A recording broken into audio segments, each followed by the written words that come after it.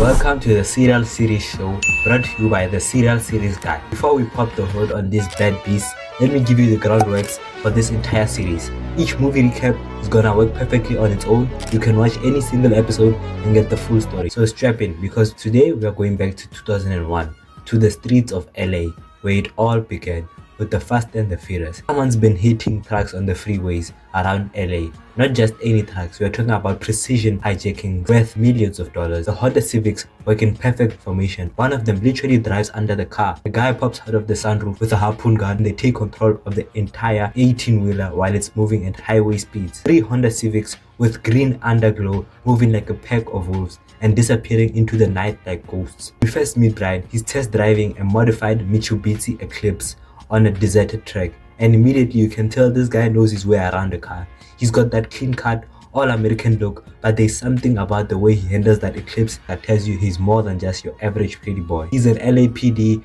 officer working with the FBI. He's about to go deep undercover into a world that's gonna change his life forever. After his test drive, he goes to grab lunch at this little place called Toronto's Market and Cafe, which is basically Dom's family restaurant and the unofficial headquarters of his crew. Now, you might think he's just grabbing a bite, but pay attention to how Brian acts. He orders the same thing every single day, tuna on white, no crust, and every day he asks how the tuna is, even though the answer is always the same: it's crap.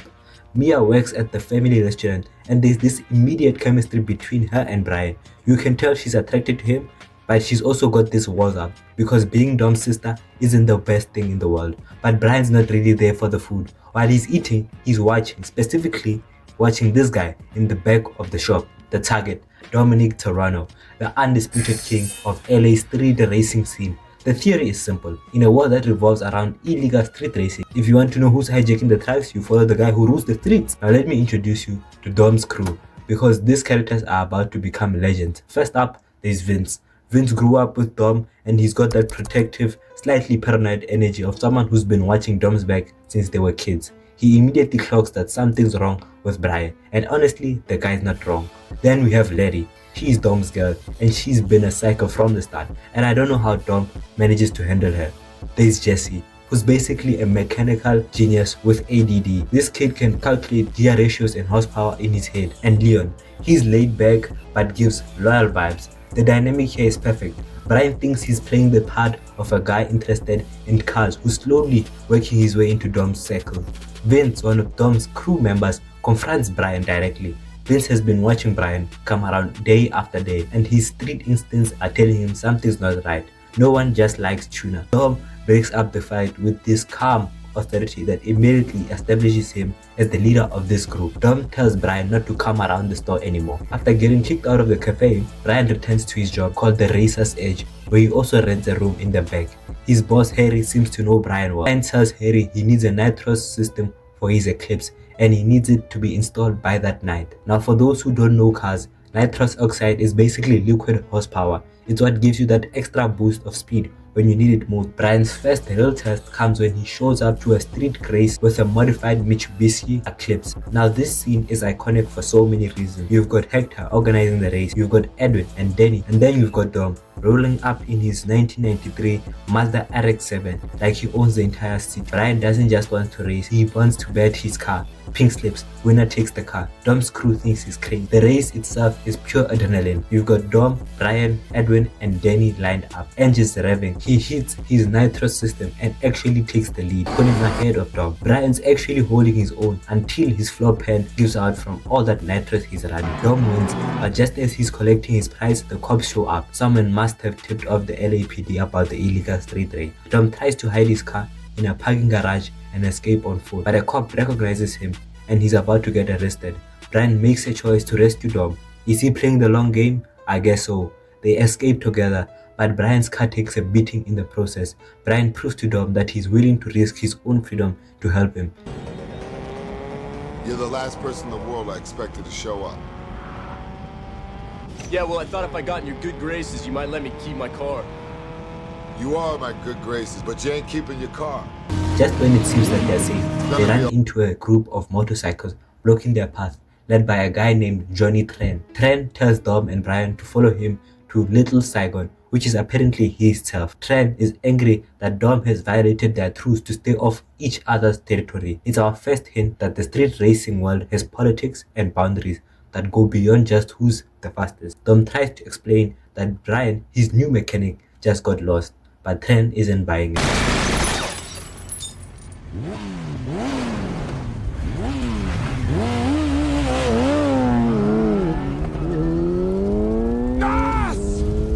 Dom invites Brian back to his house where there's an after party going on. Vince immediately questions why Dom brought him in. The Buster here. Cause the Buster kept me out of handcuffs.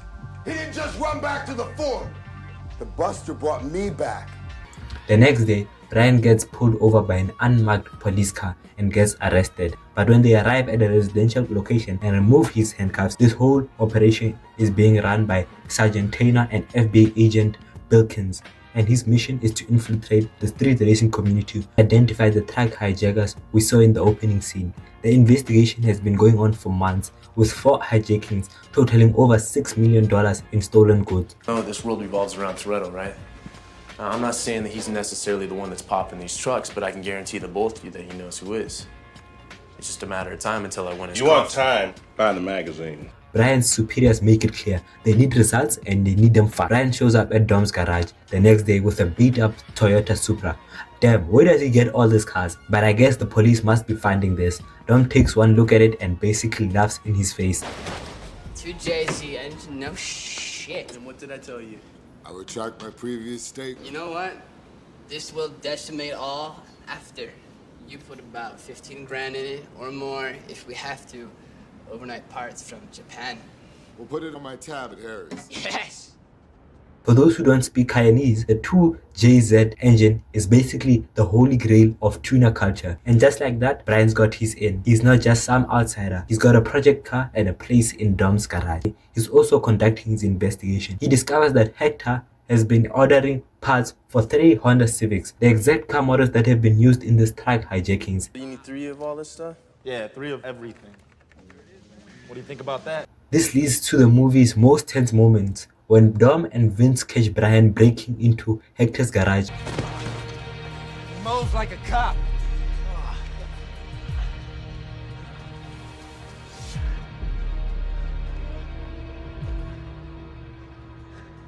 Brian, this is one of those times when you need to be very clear about what you say.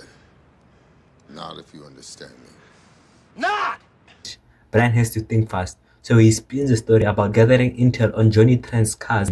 It's a lie wrapped around a half-truth, and it works just enough to keep him alive. But Vince isn't buying it. He can smell cop on Brian from a mile away, and he's not afraid to say it.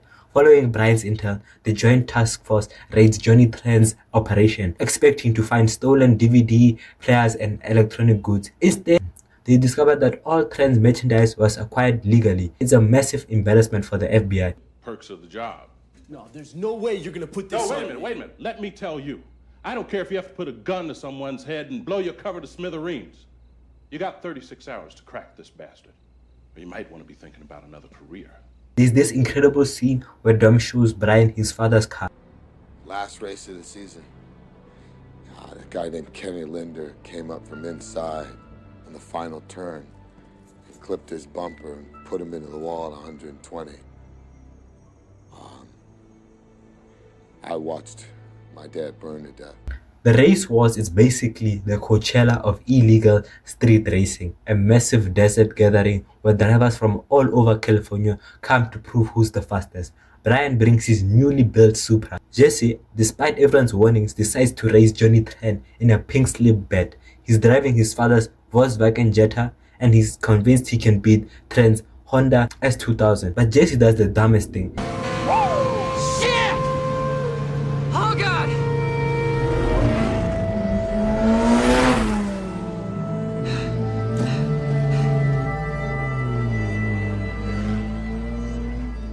Yo!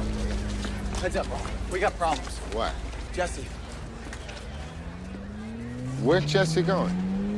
you just raced Chan for slips. Shit.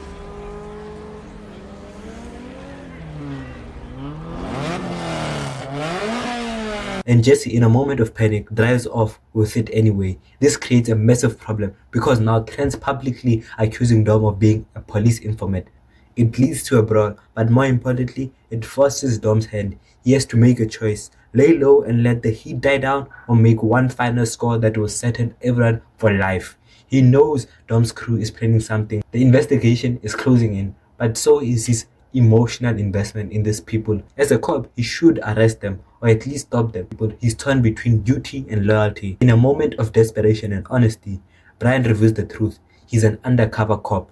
Mia is devastated. Everything she thought she knew about Brian was a lie. But when Brian explains that Dom and the crew are in real danger, the trackers are armed, and every law enforcement agency in California is closing in, she reluctantly agrees to help him find him. Brian calls Sergeant Tyner to get Dom's cell phone traced, hoping to intercept them before they can pull the job. But he's running out of time, and the investigation team is breathing down his neck.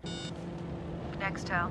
Yeah, this is Officer Brian O'Connor, serial number 34762. I need a cell phone trace. Okay, what's the cell number? Mia, what's the cell phone number? Come on, Mia, she needs Dom's cell phone number now. 323-555-6439. Thank you. Yeah, you get that? Dom decides to go through with one last truck heist. The target is a big one, worth enough to set the whole crew for a long vacation, maybe permanently. But this time, everything that could go wrong goes wrong. The truck driver is armed and ready for trouble. When Dom's crew tries their usual coordinated attack, the driver opens fire with a shotgun. Larry gets run off the road, and Vince gets his arm trapped in the truck's security cable system while taking shotgun pellets to his side. Vince is trapped, bleeding, and in mortal danger. The truck is dragging him at high speeds, and there is no way for the crew to safely extract him. It's a nightmare scenario where their precision operation has become a fight for survival. Just when it seems like Vince might die, Brian and Mia arrive at the scene in an incredibly dangerous maneuver. Closer! Moving in! Pull it right there!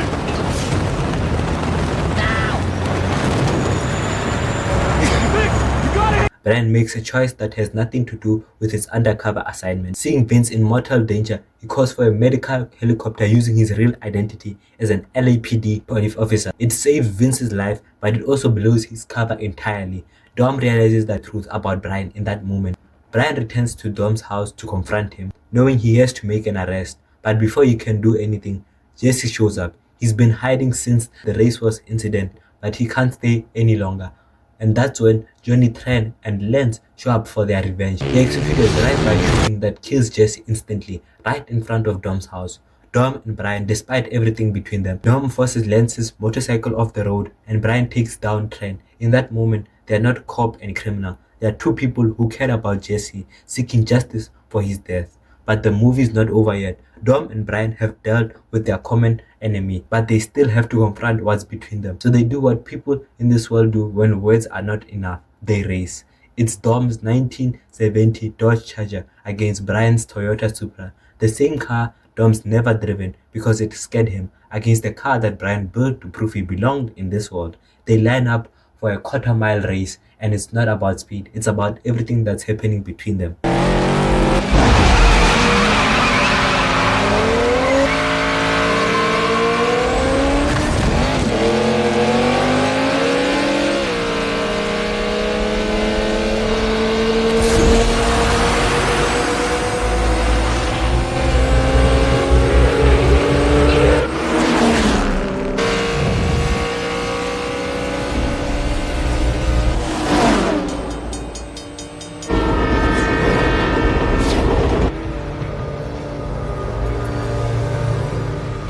The race is spectacular, both cars pushing their limits, but it ends in disaster when Dom's Charger clips at a freight train and crashes, almost as if Dom is going out like his father. Dom walks away, but barely, and his car is total.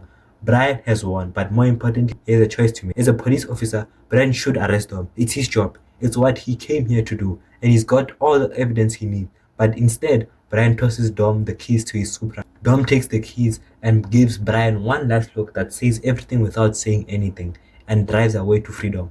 Brian lets him go, officially ending his investigation but beginning a friendship that will define the entire series. What makes Fast and the Furious franchise so special isn't just about racing or the action, though both are incredible.